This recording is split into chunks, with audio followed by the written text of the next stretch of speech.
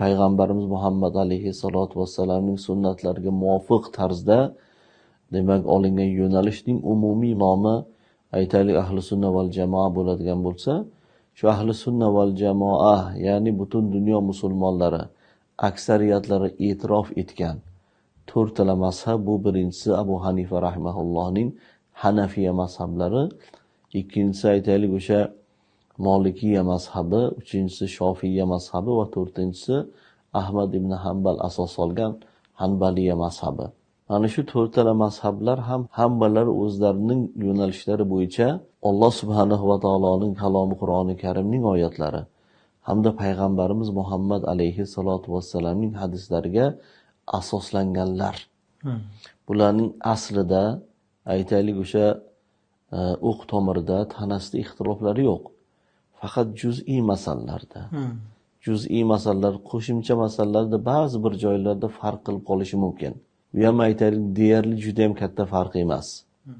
Shuning uchun dunyo musulmonlar mana shu to'rttala mazhabni e'tirof etib tan olganlar-da. Va bu mazhablar payg'ambarimiz Muhammad alayhissalatu vassalamdan va payg'ambarimiz Muhammad alayhissalom olamdan o'tganlardan keyingi 2-asrda paydo bo'lgan mazhablar hisoblanadi aslida. Vaholanki o'sha Rasul akram sallallohu alayhi vasallamning zamonlarini o'zida ham aytaylik o'sha sahoba ikromlar ba'zi bir masalalarni turlicha tushungan holatlari bo'lgan.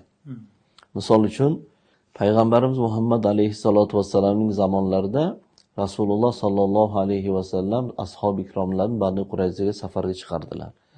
Va shunda aytdilarki, asr namozini Banu Qurayzaga yetib o'qinglar dedilar. Shunda safarga chiqishdi sahoba ikromlar. Safar davomida asr namozini vaqti kirdi. Shunda ba'zi birlar aytishdiki, asr namozini vaqti kirdi, asr namozini o'qib olaylik deyishdi. Yana ba'zi birlar aytishdiki, yo Rasululloh Banu Qurayzaga borib o'qinglar dedilar-ku deyishdi. Shunda o'sha birinchi toifa ashab ikromlar aytishdiki, Rasululloh sallallohu alayhi vasallamning bu so'zlarining ma'nosi tezroq yetib boringlar degan ma'no kelib chiqdi. Lekin hozir namozni o'qib o'sha yetib olsak hisob bo'ladi deyishdi. Ikkinchilar aytishdi, yo'q, Rasululloh o'sha yerga borib o'qinglar dedilarmi? O'sha yerga borib o'qiymiz deb ketaverishdi. Bir qismlari o'sha asr namozini o'qib olishdi, keyin ularga yetib olishdi. Shunda safardan qaytib kelganlaridan keyin payg'ambarimiz Muhammad alayhissalatu vassalamning bo'lib o'tgan voqeani aytishdi-da. Shunda Rasul akram alayhissalatu vassalam aytdilarki, o'sha yo'lda o'qiganlarniki ham to'g'ri, yetib olib o'qiganlarniki ham to'g'ri deb aytdilar. Mana shu bir ko'rsatmani ikki xil tushunilgan va ikkalasi ham to'g'ri ekanligiga dalil deydi ulamolarimiz. Haqiqatda payg'ambarimiz sollallohu alayhi vasallam bu hadislardan murod tezroq boringlar degan ma'noda aytgan ekanlar-da. Yo'lda o'qiganlar ham to'g'ri qilgan ekan, borib yetib o'qiganlar ham to'g'ri qilgan ekan. Mazhablarning yo'nalishlari ham xuddi mana shunaqa. Hammasi bir maqsadni hosil qiladi. Faqat uni tushunishda farq qiladi xolos. Payg'ambarimiz Muhammad alayhissalatu vassalamning o'zlari ham bu yo'nalishda ruxsat berganliklari ham ma'lum. Aytaylik o'sha Muoz ibn Jabal radhiyallohu anhu ni Yamanga vakil qilib yuborayotganlarida, "Ey Muoz" dedilar. "O'sha joyda bir masala chiqsa, yechimini qanday qilib topasiz?" dedilar. Muoz ibn Jabal aytdilarki, "Allohning kitobida topaman." Allohning kitobida bo'lmasa-chi dedilar.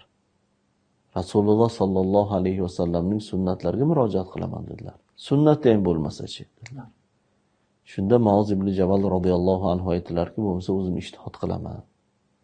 O'zim harakat qilib, tahlil qilib, shunga bir yechim topishlikka harakat qilaman" dedilar.